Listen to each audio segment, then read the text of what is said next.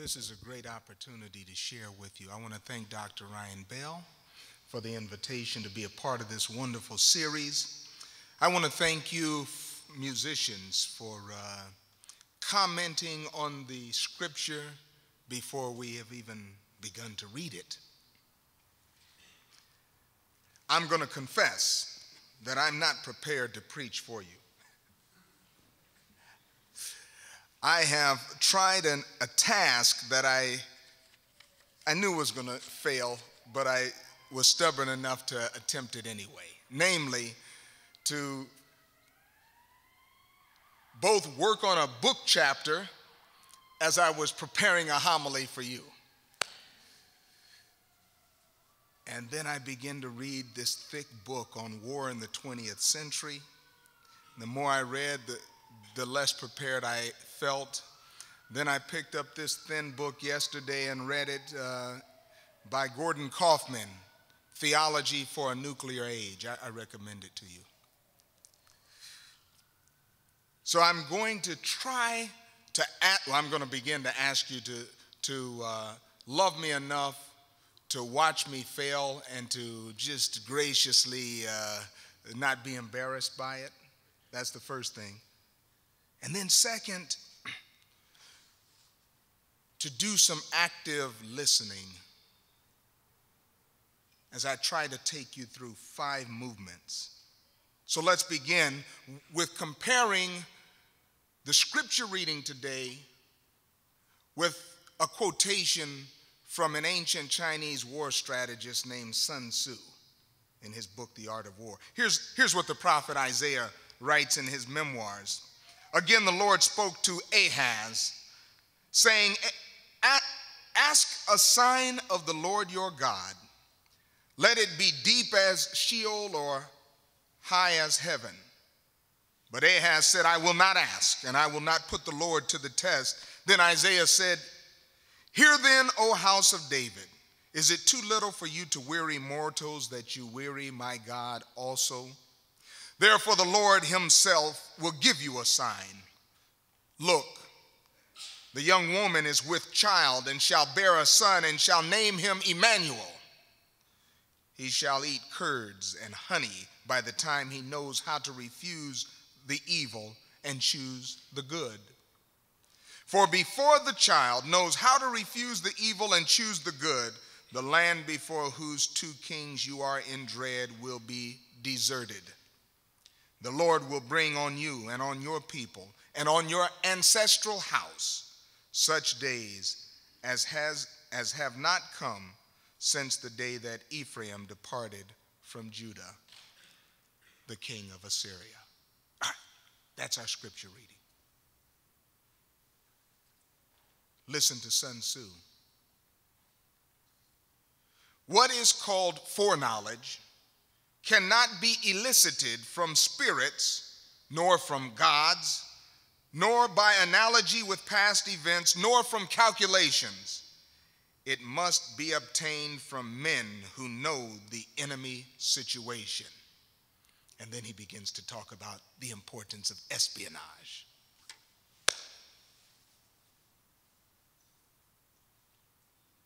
I woke up yesterday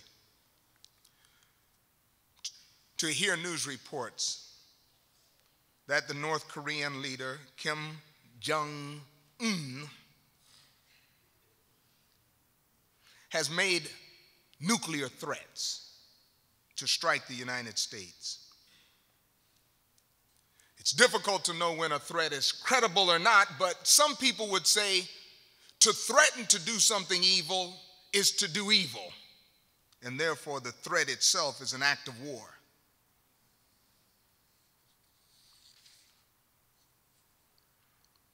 Is that a sign of war?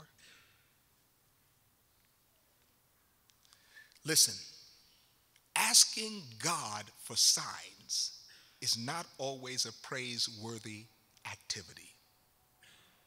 Listen to it. The gospel writers report how Jesus responded when his antagonist asked for a sign from him to prove that God had authorized his ministry in Matthew chapter 12.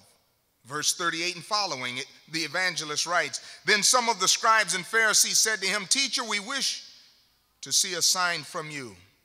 But he answered them, 'An evil and an adulterous generation ask for a sign, but no sign will be given to it except the sign of the prophet Jonah.'" Again, in Matthew chapter 16, verse 1 through 4, he tells of another time when the Pharisees and Sadducees came, and to test him, they asked Jesus to show them a sign from heaven. He answered them, "When it is evening, you say, 'It will be fair weather, for the sky is red.' And in the morning, 'It will be stormy today, for the sky is red and threatening.' You know how to interpret the appearance of the sky, but you cannot interpret the signs of the times. An evil and an adulterous generation asks for a sign, but no sign will be given to it except the sign of Jonah." Luke's version of Jesus' Sermon on the Plain records these words: "This generation is an evil generation. It asks for a sign, but no sign will be given to it except the sign of Jonah."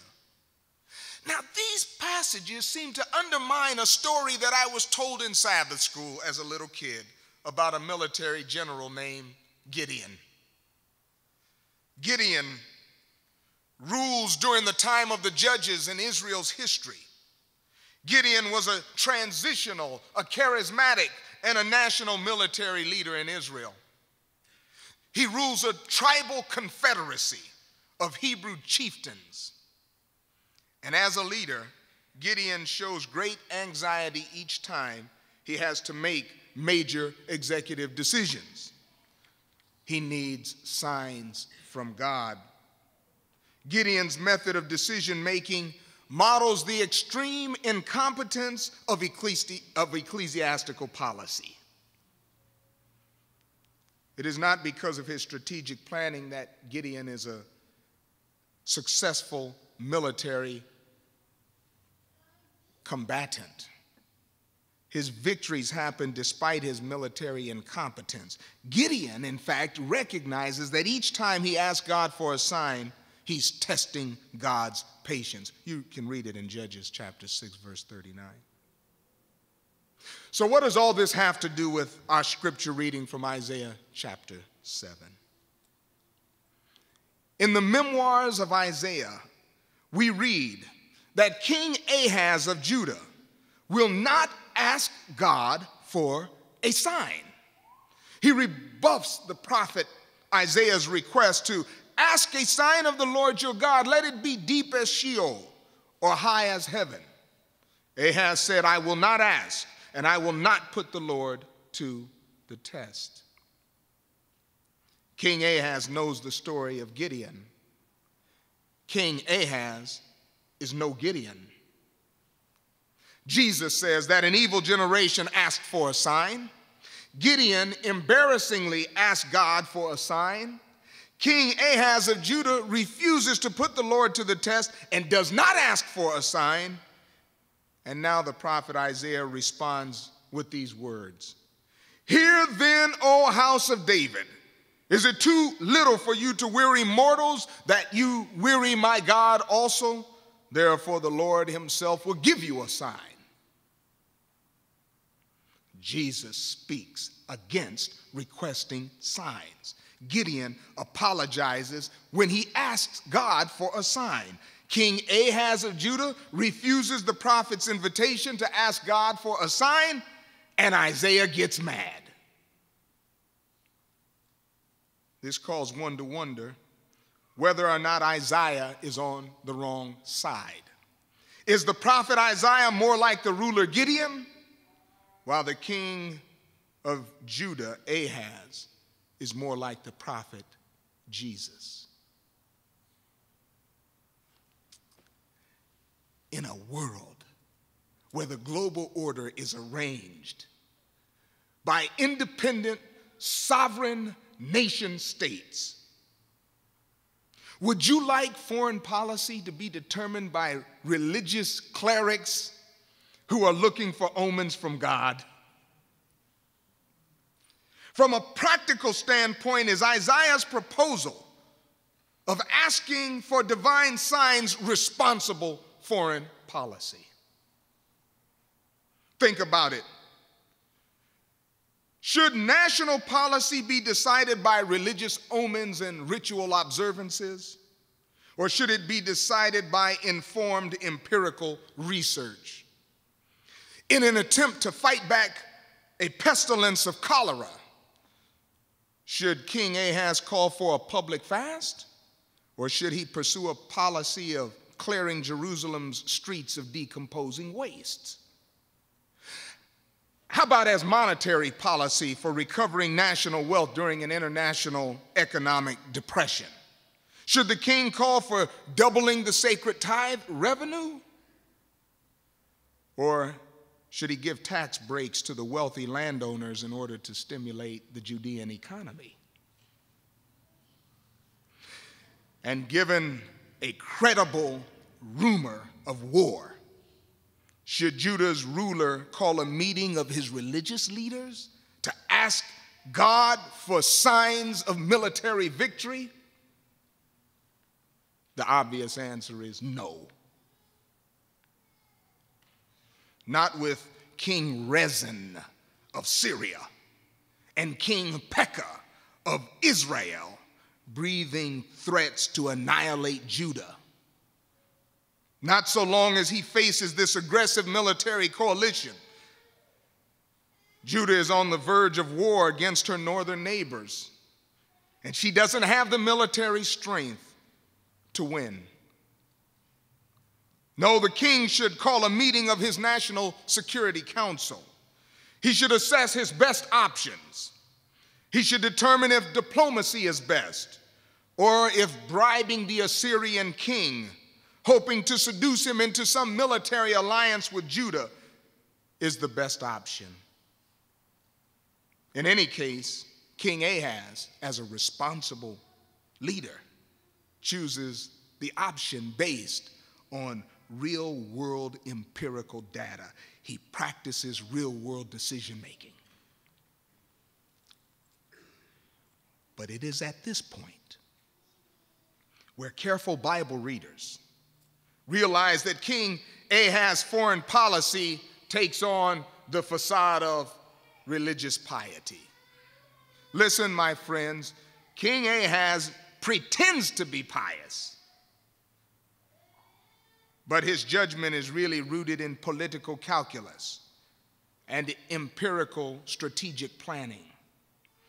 He feigns a fear of God, but in truth, he's not too holy to ask God for a sign. If he believed it would help him, he would chant a mantra of incantations. King Ahaz has determined that he does not need Yahweh's help because he has already secured help in an alliance from the king of Assyria. We read it in 2 Kings chapter 16. It says that King Ahaz sent messengers to Tiglath-Pileser of Assyria, saying, "I am your servant and your son. Come up and rescue me from the hand of the king of Aram and from the hand of the king of Israel who are attacking me." The scripture writes that Ahaz took silver and gold found in the house of the Lord and in the treasures of the king's house, and he sent a present to the king of Assyria. He's comfortable. Now, the prophet Isaiah was not present in the war council, but you know how those leaks happen. Isaiah's sources tell him the king shamefully behaved as he prepared a military pact with Assyria. Isaiah was not behind those closed doors, but Isaiah's God was behind those closed doors. Yahweh witnessed a royal son of David grovel and degrade himself in order to secure military allies. This ruling son of David causes the prophet Isaiah to fly off the handle.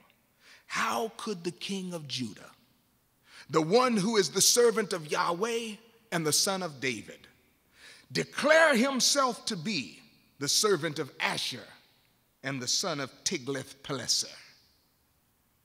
Isaiah's peeved that King Ahaz masquerades in his public court as though he were a pious Jew. All the while, he has no faith in Yahweh to rescue Judah from her enemies. The world of King David and Solomon is not the world of King Ahaz and King Pekah. Things are different now. Unlike David and Solomon, Judah and Israel are now divided through a bloody civil war.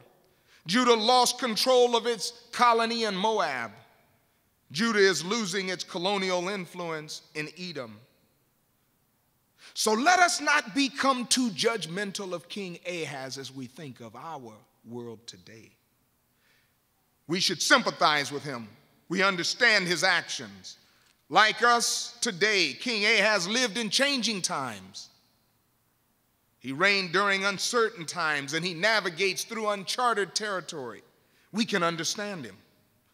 As the world was changing, so too is our world in deep transition today. The average person sees this change on the micro level: losing a family farm, losing a job at the auto manufacturing plant, watching the local shop get swallowed up by larger chain stores. Social theorists describe this change on the macro level. This change simply reflects the various stages of industrial capitalism, from the laissez-faire stage to the social welfare stage to the national security stage. For King Ahaz, the world of politics, economics, and culture has changed, and as the world of politics changes, so too does the world of theology. Theological imagination must now re-envision God's new way of acting in a world that is forming new geopolitical alliances. King Ahaz lives in a world of political transition. King Ahaz lives in a world of economic transition. King Ahaz lives in a world of cultural transition. King Ahaz lives in a world of theological transition. Hear me. Give me about 5-7 minutes at tops. Royal theology sufficed to explain why David's dynasty maintained its national success throughout so many centuries. Under the international growing pressure of the Assyrian Empire, it puzzled everyone why in the world this small kingdom of Judah retained its territorial ground. And royal theology explained it. It's summed up in 1 Kings 15. It tells about a wicked king of Judah named Abijam. He retains his throne even though he was evil. The prophets taught that if you do evil, evil follows you. And if you do good, good follows you. What goes around comes around. But Abijam does evil, and guess what? Good follows him. The answer of royal theology was simple. It is because David was his father. In 1 Kings, the inspired religious historian writes these words. He's talking about Abijam now. He committed all the sins of his father Rehoboam. His heart was not true to the Lord his God, like the heart of his father David. And then the writer says, nevertheless, for David's sake, the Lord his God gave him a lamp in Jerusalem, setting up his sons after him and establishing Jerusalem. Royal theology was a kind of nevertheless theology. It was a kind of cheap grace theology, a kind of once saved, always saved theology at its worst. The kings of Judah held on to the promise that nevertheless God would protect their throne because of their father David's righteousness. They reasoned inversely from Moses' law that if God will visit the sins of the father upon the children to the third and fourth generation, then surely God will visit the righteousness of the father of the children of Israel, as great as King David. But this theology is old now. King Ahaz knows that royal theology no longer is tenable. He will not rest on the promise of an impotent and inadequate theological tradition. He realizes differently. He has to take matters into his own hands. But guess what? Not only does King Ahaz know royal theology is outdated, the prophet Isaiah agrees. Signs are not to be asked for, but they are to be recognized. Bible scholars believe there were multiple additions to the book of Isaiah, and one of my professors, he believes that the very first edition that came out in the book of Isaiah actually started with chapter 6 and not chapter 1, when the prophet receives a vision of God. Listen to it. In the year that King Uzziah died, I saw the Lord sitting on a throne, high and lofty, and the hem of his robe filled the temple. Seraphs were in attendance above him. They had 6 wings. With 2 they covered their faces, with 2 they covered their feet, and with 2 they flew. And one called to another and said, Holy, holy, holy is the Lord of hosts. The whole earth is filled with his glory. I'm sure this vision marked a turning point in Isaiah's own worldview. God is not just the God of Israel and Judah. The whole earth is full of his glory. God is not just in covenant with the children of Abraham. God has a covenant with the whole earth. God is not just concerned about the royal throne of David. God sets up kings and kingdoms and takes down kings and kingdoms around the whole earth. Isaiah's vision must have influenced his view about God's action in the world. Isaiah looks at the world differently. God is the God of all creation. God is more than the tribal deity that lives and rules in that tiny strip of land called Judah. Signs are not to be asked for, but they are to be recognized. God rules in the history of humanity. And so Isaiah's inarticulate invitation to King Ahaz is not so much about asking for signs from God as it is offering Ahaz an opportunity to name the realm of God. God's realm is not limited to the tribal territory of Judah. King Ahaz, if you don't believe it, ask a sign of the Lord your God. Let it be deep as Sheol or high as heaven. God rules it all, Sheol and heaven. Whether the king wants one or not, the prophet Isaiah offers him a sign.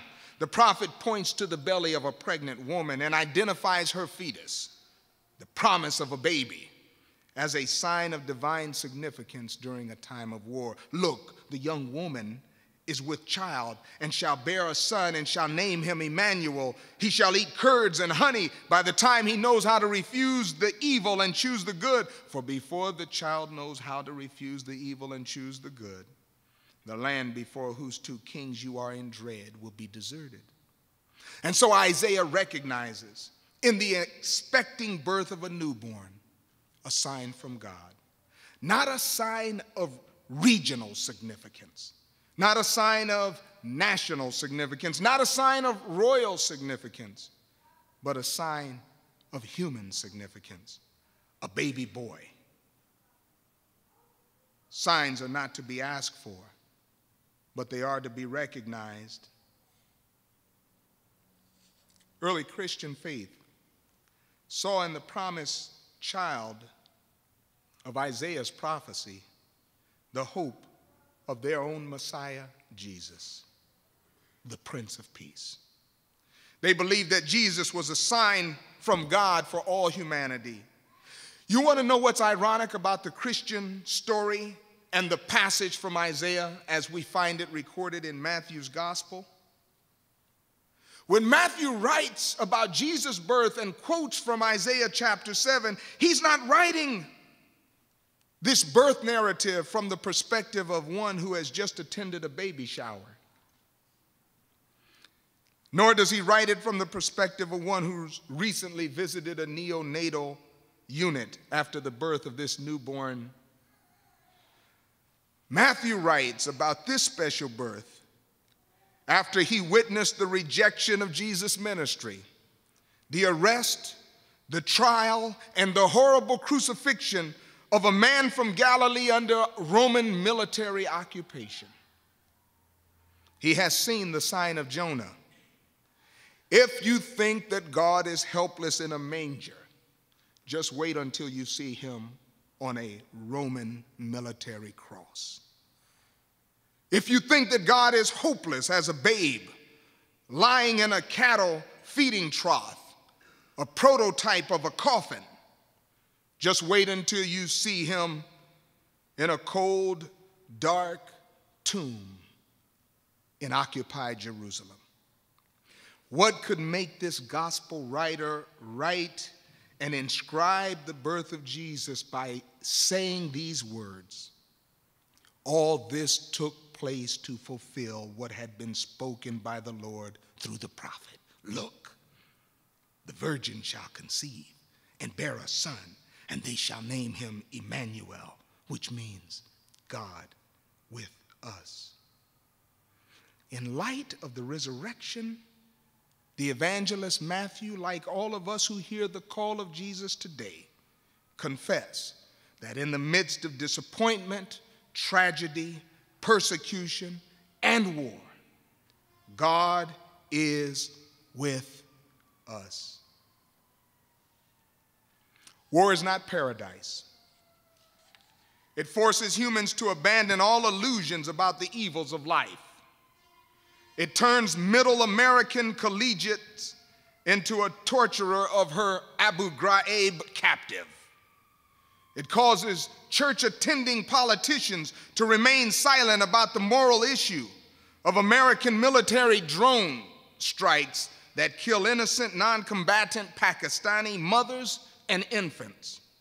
War numbs a whole nation's conscience about prisoners detained in limbo without formal charges awaiting trial for years as they look through jail bars on a paradise island in Guantanamo Bay, Cuba.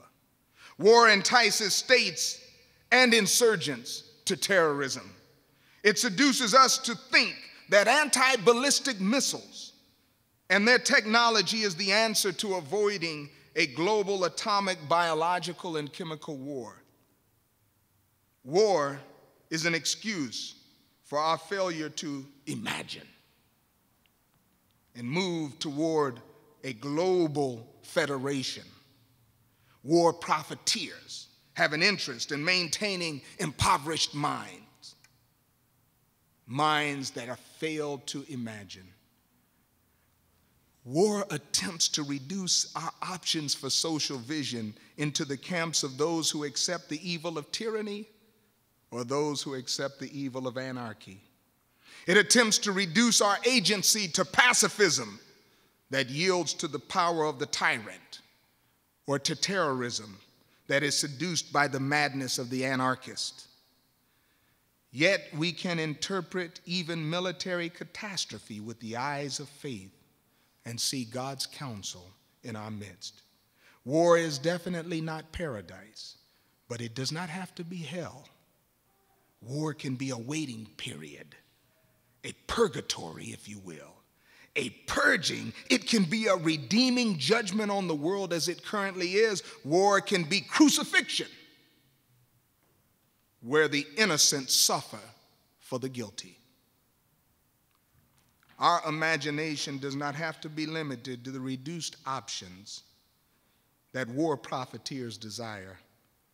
There's a third way. Beyond King Ahaz and beyond the prophet Isaiah, the father of Jesus offers a third way. Isaiah is on one side and Ahaz is on another, but Jesus is a third option. King Ahaz failed to consider all his options. He only recognized the two options: a small coalition of the Syro-Ephraimites or an alliance with the Assyrian Empire. He failed to consider God as his other option. Even the prophet Isaiah failed to imagine other options. His notion of Yahweh's universal rule still served his parochial, Jerusalem-centered theology. He trusted in God to protect Jerusalem, the capital city of David. He wants the cosmic God to save his capital city. Listen, my friends, in a post-Hiroshima world, the choice is not between the NATO alliance and the Warsaw Pact. It is not between the American-led coalition and the axis of evil. There is a third way. The choice is between war or no war. If you are looking for a sign today, North Korea is a sign to all the world that if we really don't stop these false alternatives, it will be North Korea today, Iran tomorrow, Germany next week, Canada next month, and who knows who else next year. The promised child of Isaiah's oracle is an invitation to exercise other options and steady war no more. Otherwise, the Lord will bring on you and on your people and on your ancestral house such days as have not come since the day that Ephraim departed from Judah.